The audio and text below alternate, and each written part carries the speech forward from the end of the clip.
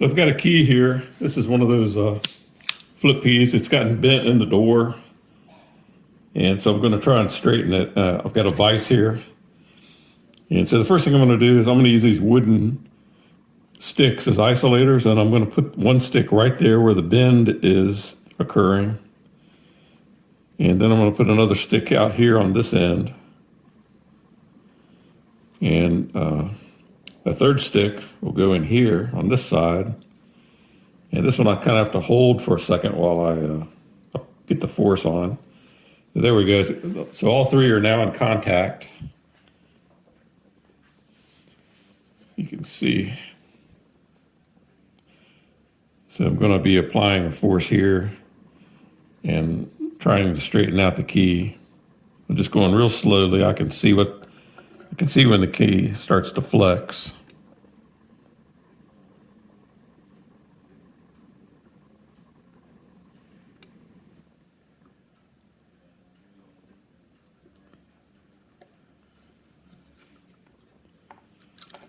And I believe that's pretty good.